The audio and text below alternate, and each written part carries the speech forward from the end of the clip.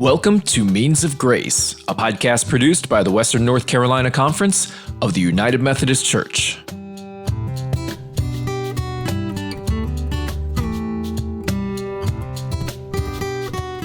Welcome to Means of Grace. I'm Amy Yeager, Associate Director of Communications for the Western North Carolina Conference. Today, I have the privilege of sitting down with the staff of the Northern Piedmont District to talk about how they are holding on to the promise of God's abundant life, even in the midst of a pandemic and social and denominational division. Grab some paper and a pen, friends, because I know there are nuggets of wisdom in their stories that you are going to want to jot down for later. Lots to process and pray about and put in action. So without further ado, let's dive right in.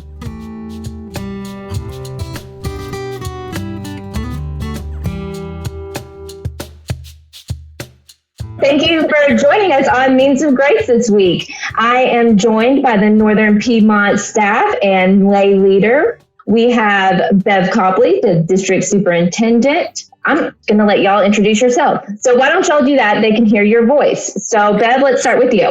Thanks, Amy. I'm Bev Copley. I'm the district superintendent here in Northern Piedmont, and I'm just fourth year in this ministry. Wonderful. And we are also joined by your lay leader, Kim Eller.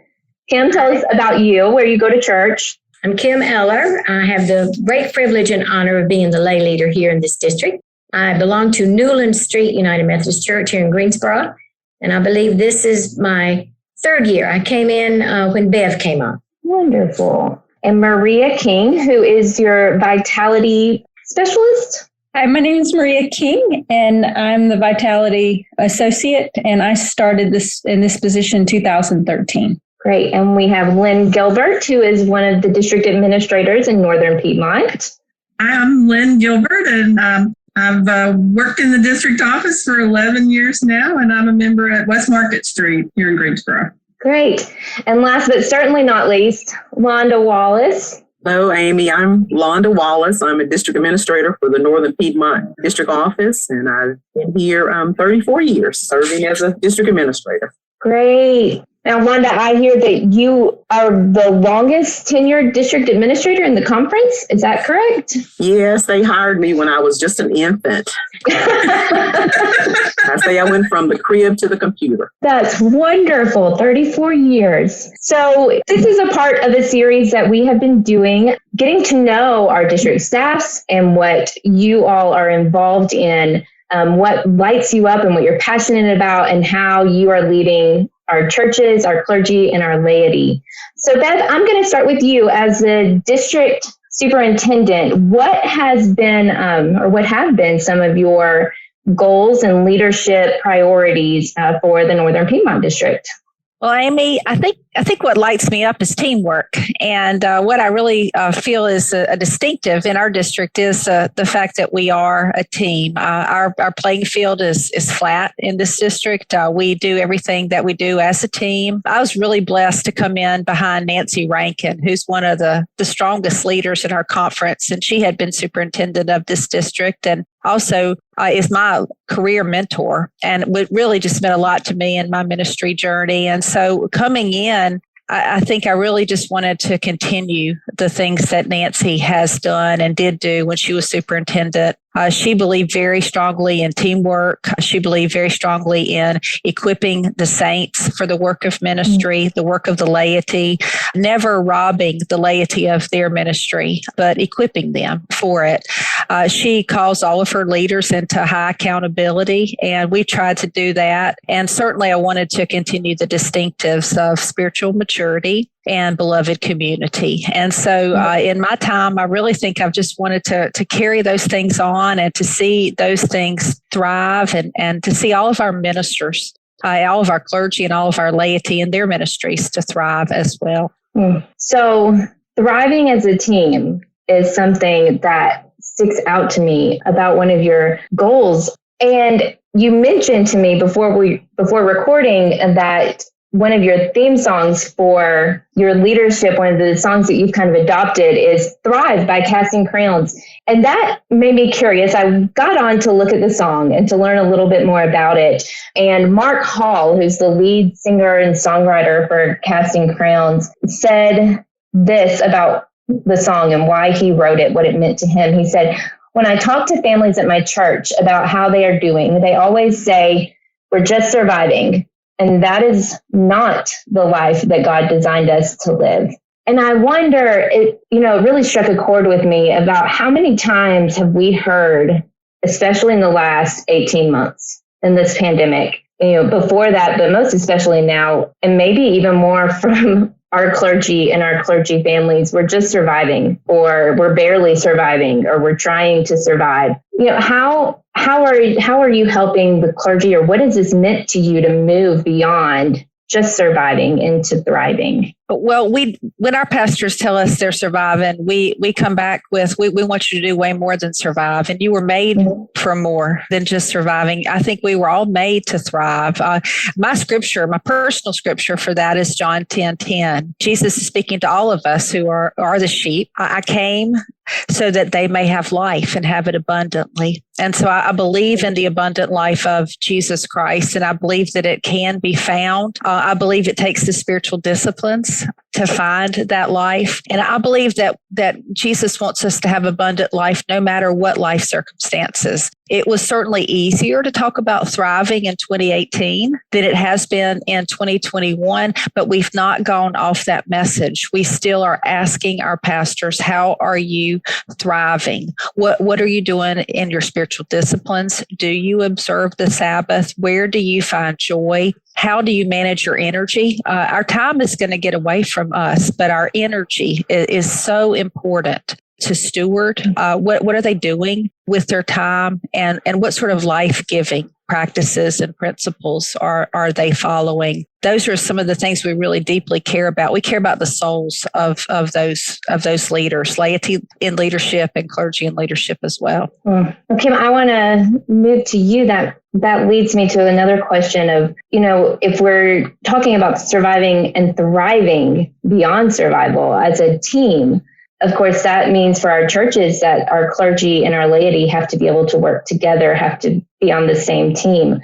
How has the laity and how have you as lay leader worked with the district staff and other leaders and clergy and laity to create teamwork between the clergy and the laity? I believe the groundwork was well laid already with this credible staff that we are very blessed to have. And it was actually from their initiative that when the pandemic began, they asked as the lay leader if I would send out words of encouragement to the clergy, because we were all struggling to figure out how to have church and be church when we were isolated and home and not able to gather in church. So I did. I just sent out a little message to the clergy, and that sort of evolved into, well, why don't you write something else? And so I did, but it goes out to laity and clergy. And some of them were seasonal messages that we were going through. Some were just, all of them are what the Spirit of the Lord has put upon me to share with folks. And that somehow it would be a reminder that we're in this desert right now, but He provides the water, the refreshment. We just have to remain faithful and continue to serve Him with the resources we have, and to encourage laity and clergy to come together to see what resources they have, and being good Methodists, being flexible, how we can continue to share the good news, even if it's a call at a time or a door at a time, and so we can gather together again. And I believe the laity have wanted very much to help the clergy, because we realized that they were more at an impasse than we were, that now they had to continue to shepherd their flock in a very different way. So we were hoping to be able to encourage them that we were here to help them do that, however that could be, to help to lessen that burden. That's wonderful. And I know that several of us, maybe all of us, are on some level are experiencing some COVID burnout at this point. We're recording this podcast at the beginning of August in 2021. We've been in COVID since March of 2020, and we're looking potentially down the runway of another COVID ramp up and outbreaks and variants. And talking about masking at church again, and what are we going to do in this fall and this winter? And how are y'all combating that with thriving equaling striving plus reviving? Bev, you mentioned, are they taking Sabbath breaks? Kim, you said we've got to support one another. So how's that playing out? What does that look like on the ground? I think Maria is an excellent person to ask about what it looks like on the ground, because she is helping all of our congregations to have great vitality. She's keeping our networks connected and keeping them about the things that are important to their specific demographics. But she's also serving a local church. So she has really been an active practitioner. She was just with us at a staff meeting a few days ago, and she was on her way to make a pastoral visit to someone at the point of death. And in that ministry, even then, she's experiencing how different ministry looks right now. Visiting looks different. Worship planning includes elements that worship planning has never included in some of our smaller, more traditional churches.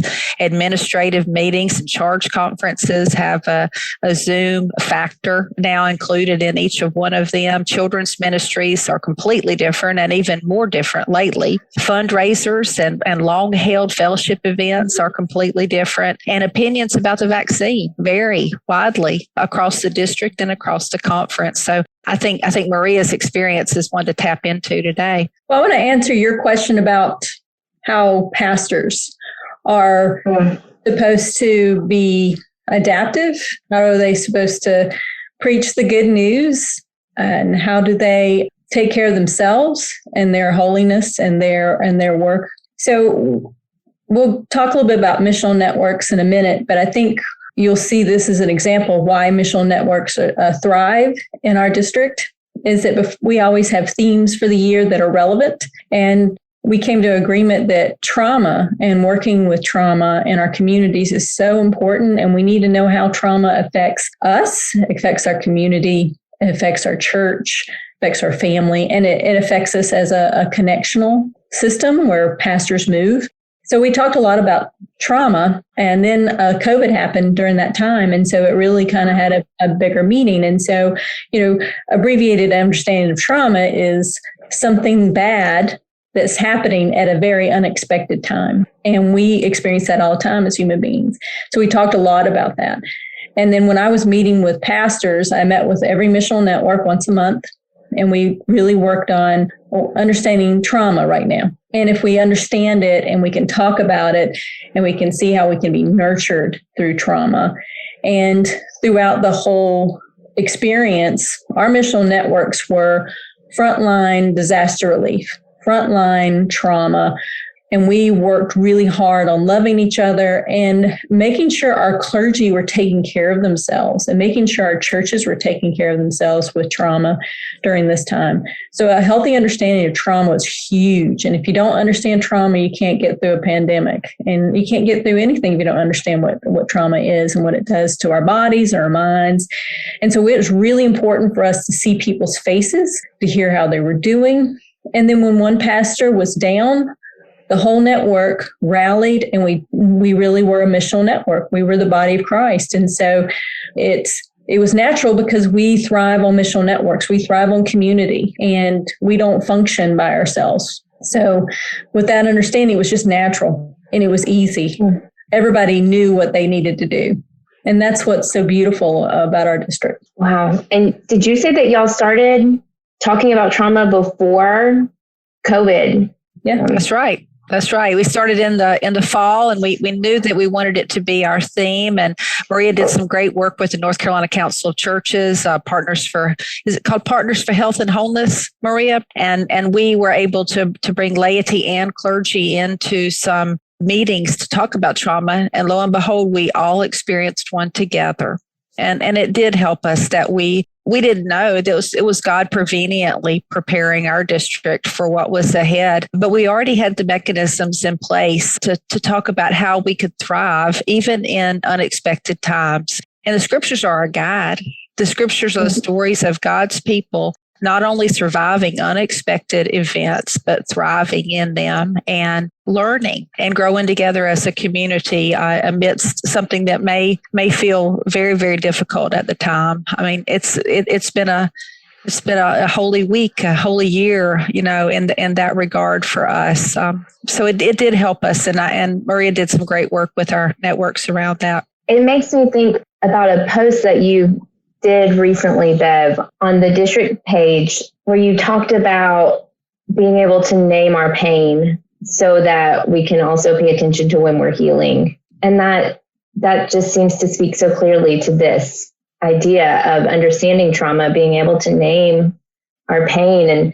And the district made a donation to UMCOR. Is that correct? We did. Lynn managed that for us here in our office, and we had 161 names shared with us of persons who had either died of COVID or during COVID, of losses that were experienced in isolation and grief and hurting, folks who were not able to be together in that time. And so we were able just to ask, share with us where you're hurting. And we did take those names, and we made a donation to UMCOR for the advance that UMCOR is doing for COVID relief in the world and global ministries. And so we've been able to educate about the work that UMCOR is doing, but we've also been able to name persons. Our list is widespread. It's people who live in our district. I remember early on in the pandemic, and in fact, there were folks in the churches that Maria is serving now. I think our first death was in the Caraway Church. And I remember thinking, what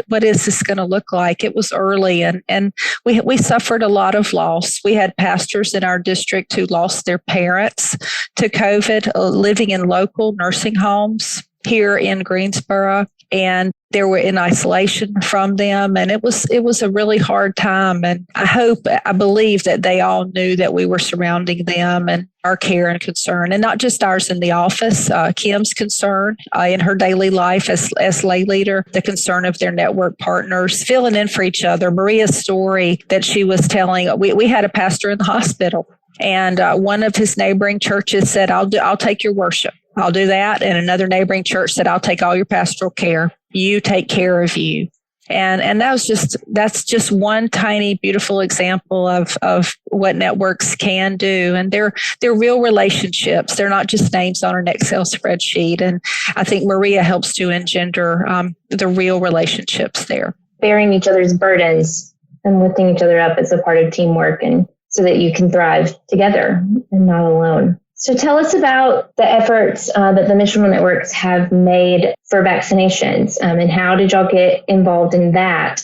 A couple of our districts are doing this, but Maria, I think that it's interesting that, and I think I'm understanding correctly, that the missional networks were involved in this. Is that correct? Our missional network started this endeavor about when I started. We decided that the reality of our churches should be mature discipleship and beloved community. So we did a lot of learning. And what we understood with the learning is there was so much that people knew better, but didn't know better. And some people who didn't know better, and this idea of how do we change from our past? And it's good to know where white supremacy and racism has affected us and affected our systems, but it does no good. We take that knowledge, we do nothing with it. And so we've been doing this for a long time. For every event that comes to our communities, we think about beloved community and mature discipleship, because you have to have one with the other. And we don't think of both of those as visions or goals. It's not what we hope to do, it's what we do. And if we don't do it, we're not doing the work of the gospel. And so we had been working on a lot of how the beloved community looks like with food, with healthcare, with the way we educate each other, the way we function as a community in every aspect. And all of our mission networks function very differently because they're in different contexts. So they're going to be talking about different things. And so we resource and make sure our churches have that encouragement to do beloved community, to do mature discipleship, and not just an extra thing.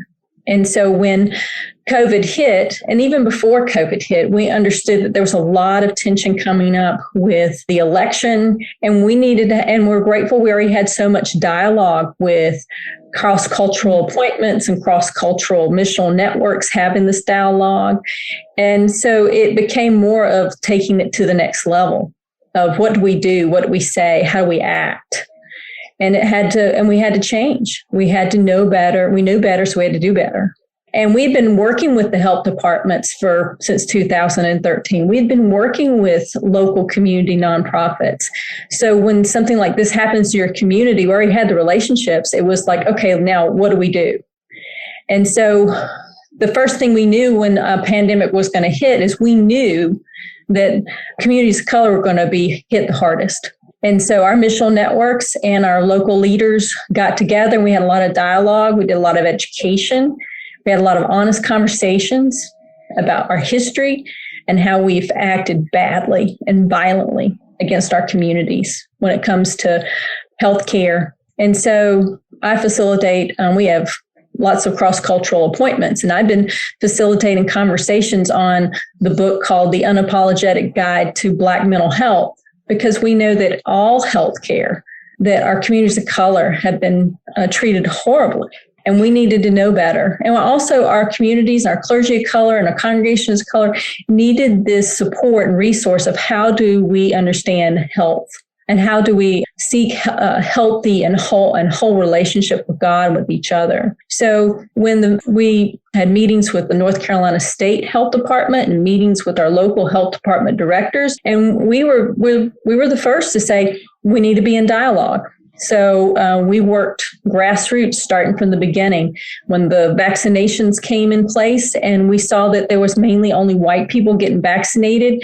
We spoke up and said, we need to do better. And so we started from grassroots trying to figure out what's the best way to get everyone the vaccination. So that started by collecting names and phone numbers for appointments. So people are available to have appointments whenever they wanted so they could have access. And we needed to give some influence for people of color to make those decisions and to say what they needed. And from that, FEMA came, and so they contacted us, and we went straight to the communities of color and our leaders and our missional networks and communities of color and said, how can we help get the medical care you need in your communities?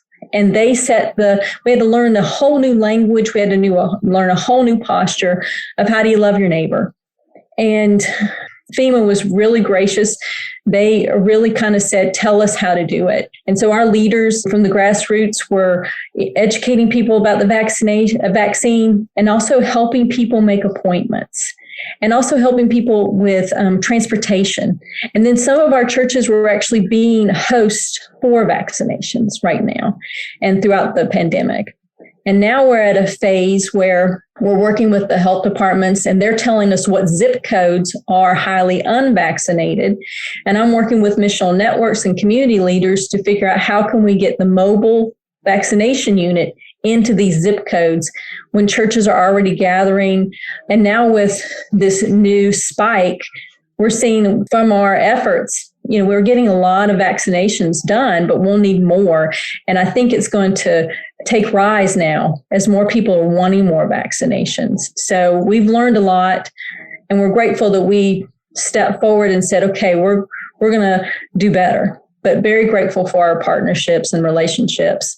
All of this is not a program. It's not, something that we're going to put in the record books. This is just what we should be doing. And we try to do it every day. And when we get it wrong, we repent, we learn from it, we ask for forgiveness, we try to restore our relationships. But all of this is based on the relationships that we've been trying to have for so long, but it takes time and it just takes a level of trust and courage. And that goes with our cross-racial appointments and the pastors who serve them, to our cross-cultural missional networks that work together. We have some that are all United Methodist, some that are not, and they work beautifully. And I see such courage in all of them. And I see such beauty in it when their courage, finds a place and people are heard and valued and their stories are heard. So when we get it wrong and we do better, and in addition to beloved communities, spiritual maturity is something that has been important for y'all as well. A focus on spiritual direction and confession and a holy space to form the soul. What does that look like in the Northern Piedmont District? And that seems to be vital to the ministries that you're able to do through these relationships and missional networks is spiritual maturity. So how is that playing a role in this and going hand in hand? Once we started our work with the beloved community and working with civil rights leaders, civil rights groups, working on educating ourselves, working with understanding white supremacy, even within our own system, even within our own networks, even in our own lives. Along with that, we started the School of Spiritual Direction Beyond Borders. And that was in response that we needed to do some spiritual depth, especially for our congregations. And the major underlying factor of spiritual direction is listening and how well you listen. And white people had to learn a lot about listening and relearn and unlearn and relearn. And all of us did. And so we started that, and we were intentional that the teachings and the participants had to be diverse. And so you can imagine the generations and the diversity that we have engaged for so long in that. And it just complemented the work that we were doing in our missional networks. And we have trained clergy and laity alike in spiritual direction, which is really holy listening and discernment. And our churches really need to understand how to discern what God is doing, what new thing God was doing within them, instead of just continuing to do the whole thing. And also just redefining that discipleship is actually living into sanctifying grace and not just graduating off trustees or, going to one Sunday school class and rotating the book you're reading. That it really is growing and trying to become something new. And with all the ministries, with our cooperative parish, our missional networks, our cross-cultural appointments, all of us are having to learn how to become a new creation. And you only can do that if you really are wanting to go deep within your spirituality. And I think it really has been important for us to even use this as a principle in our consultations. What is the next step on your spiritual journey as a clergy person? That's something that I have really used a lot in my conversations with them, because you're doing something right when people across the conference say, I'd like to come to your district because I think that women thrive in that setting. I'd like to come to your district because you have more cross-cultural appointments than any other district in the conference. In fact, we have more cross-cultural appointments even this year. We're down one than any district in both of our conferences here in North Carolina. So we really feel blessed about that. We have 44 women clergy, which is over 1/3 of our clergy are women. And not every district can say that. And not every district can say that women thrive in their church settings. And I think that's because of people like Kim and the laity and their spiritual maturity. That there is a spiritual maturity. There is a real sense that open itinerancy is a significant part of United Methodist living and United Methodist consultations. We're very proud that we have 28 clergy of color in our district. That matters to us. That's almost 25%. That's really wonderful in a small. I mean, we're not even the largest district by any means.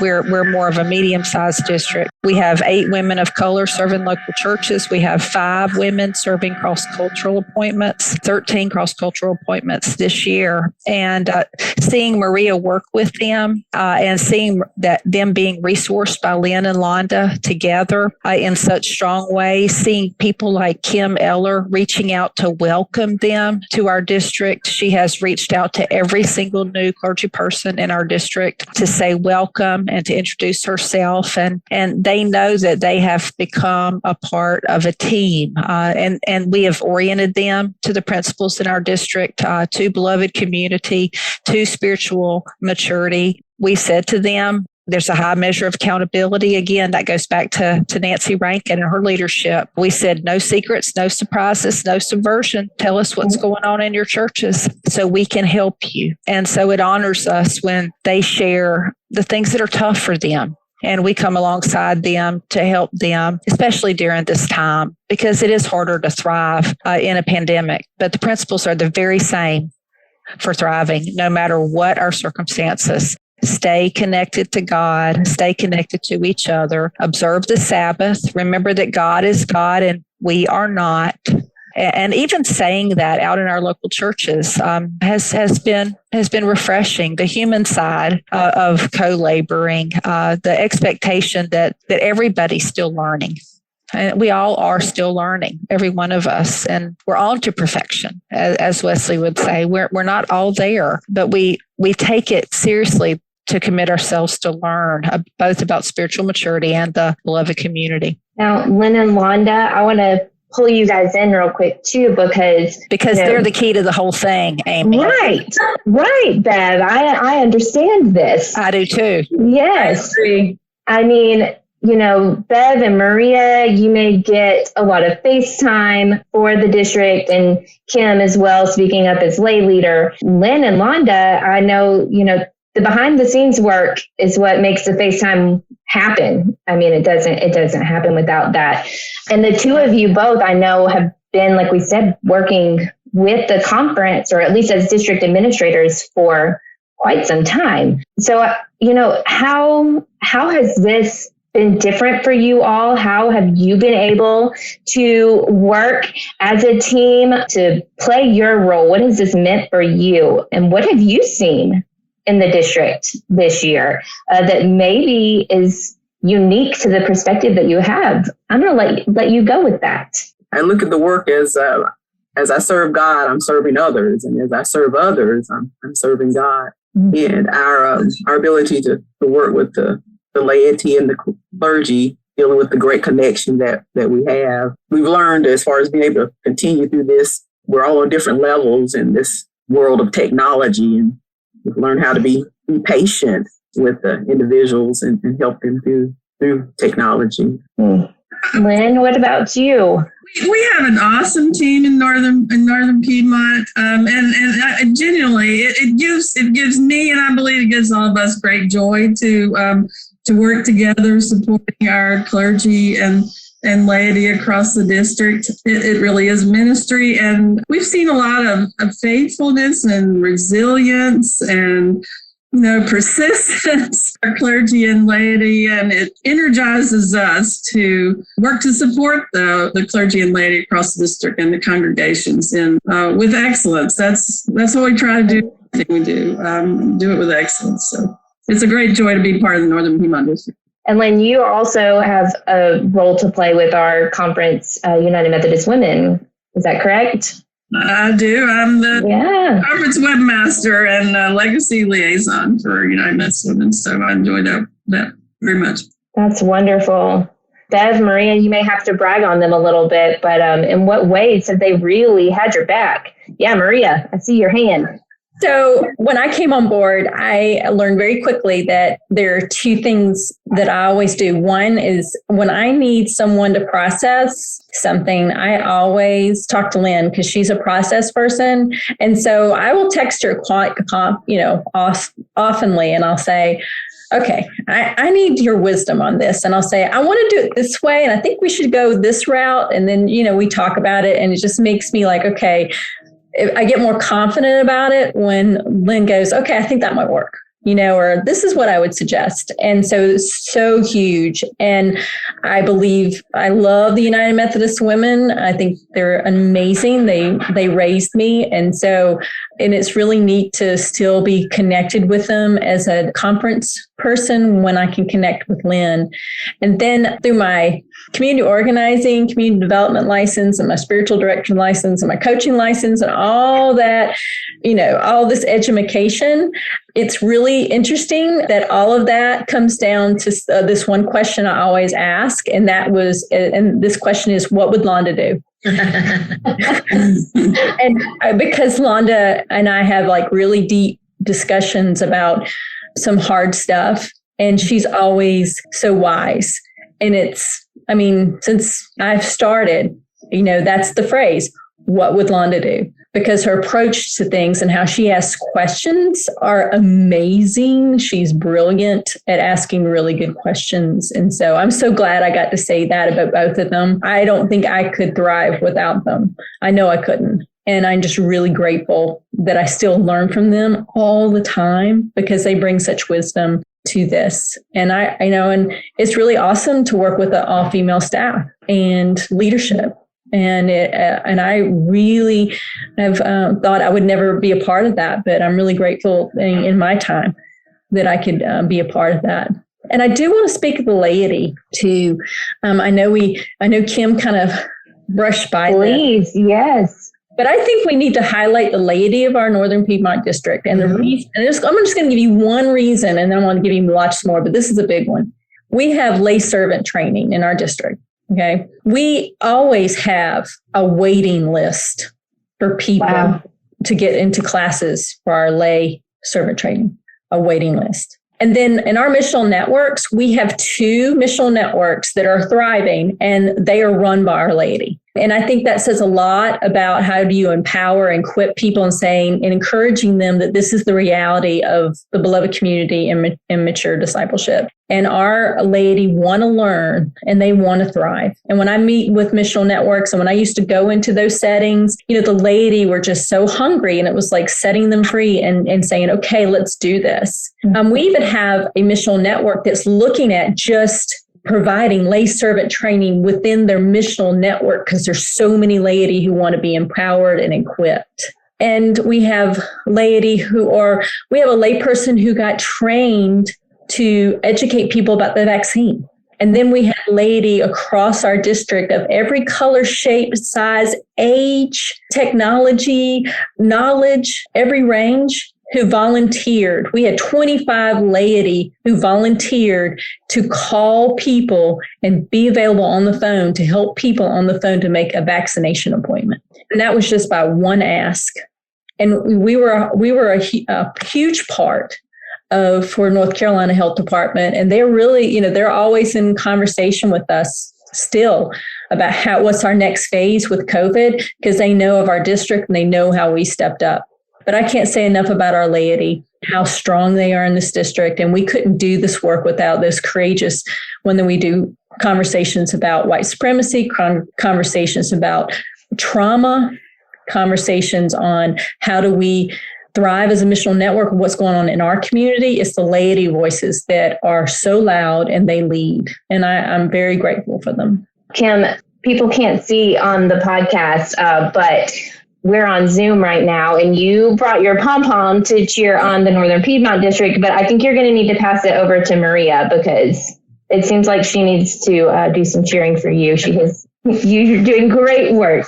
It sounds like. Amy, it really is true. Every time we come home from being with a group of laity, from being in a congregation, a consultation, anything that we do, we have stories of just tremendous lay leadership in our churches. I'll come home and I'll tell the folks, we've got to remember this person when we're beginning to plan for a next district committee, because they just have so much to give. They have so many gifts. And the great thing about it is, as you're looking at the Zoom screen, Kim, Lynn, and Londa are all laity. And when you think about our district, Maria and I might be the thunder, but they're the lightning. They're the ones who they really get things done. Things happen because of their work. They're highly responsive to the needs and concerns of people who call in. We have a high rate of responsiveness, a high rate of people who understand what our connection is. I'm really proud to say we were the highest level of connectional giving last year, 94%. Right. And I really think a lot of that has to do with the responsiveness of some of these women on the screen today, some of the women on this podcast. We believe that we thrive as a team. We don't thrive alone. And I think I have seen a lot of ways that that's been lived out among our staff.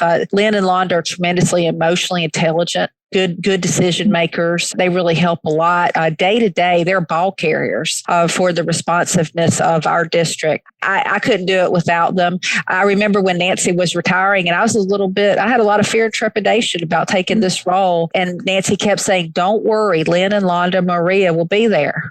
And I remember thinking, but she was right. Lynn and Londa, Maria are there. And it has made a tremendous difference for me as a superintendent who came into a district that was already well established and just wanted to help it continue to be great. And this has hopefully been just a good little snapshot of what life is like in our world every day. We laugh a lot.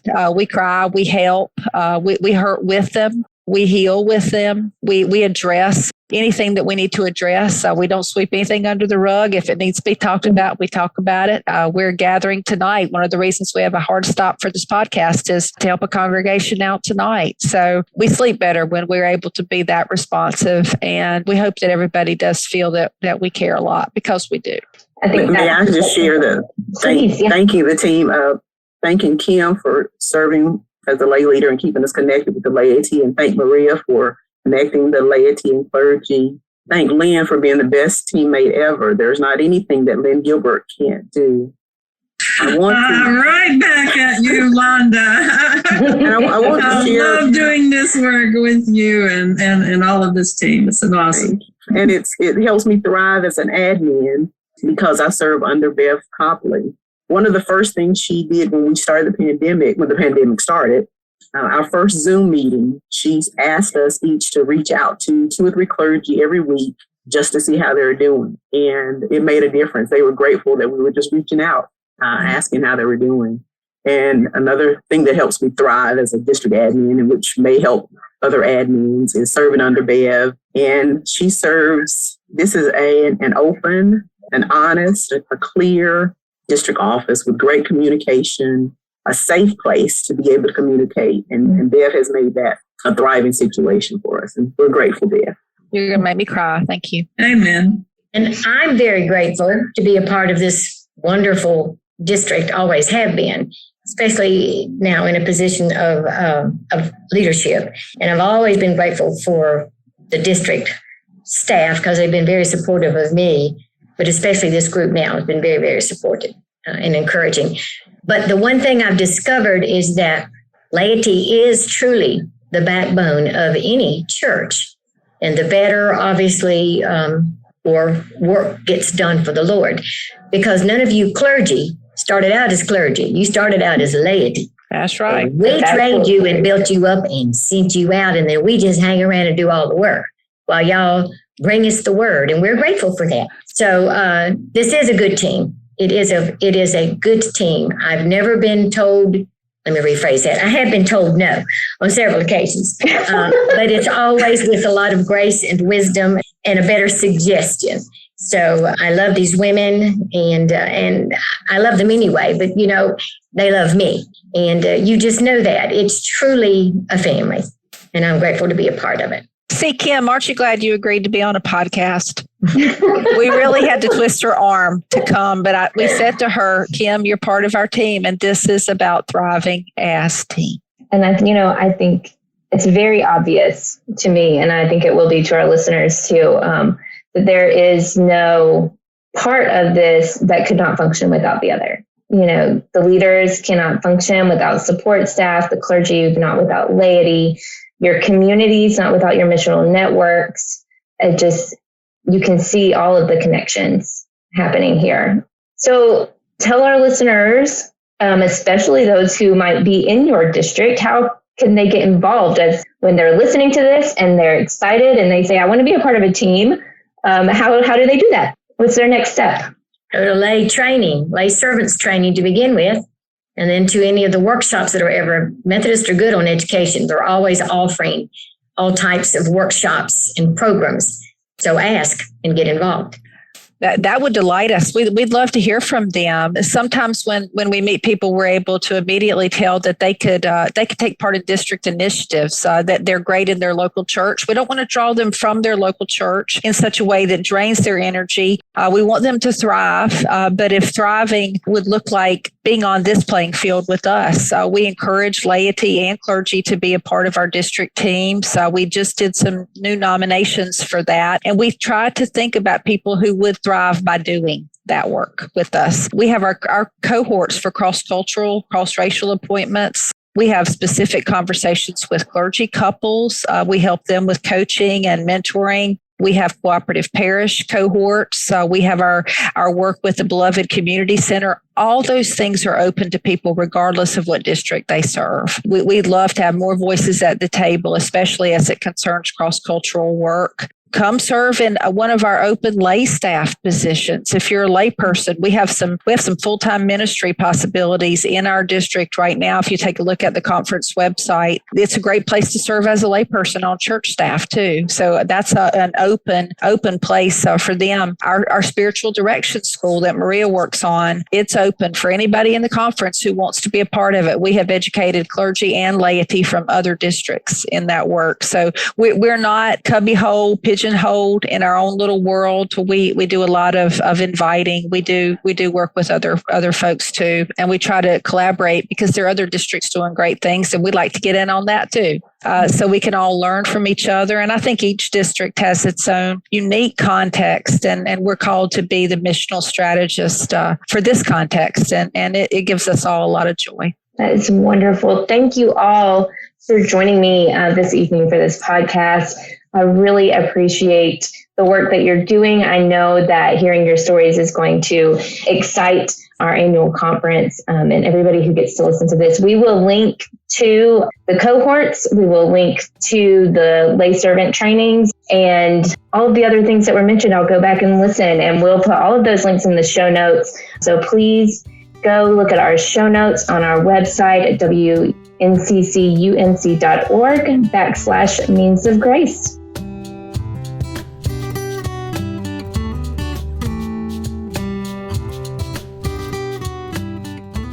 Thank you for listening to Means of Grace, a podcast produced by the Western North Carolina Conference of the United Methodist Church. We hope you enjoy listening to these podcasts and use them as a way to stay connected to our community. Remember to subscribe to Means of Grace for free on Apple Podcasts, Spotify, or wherever you get your podcasts. Please leave us an honest rating and a review. It helps others find this podcast. Follow the WNCC on Facebook, Instagram, and Twitter at WNCCUMC.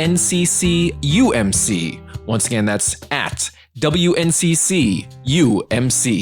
Means of Grace is produced by the Western North Carolina Conference of the United Methodist Church and Andy Go of Gojo Studios.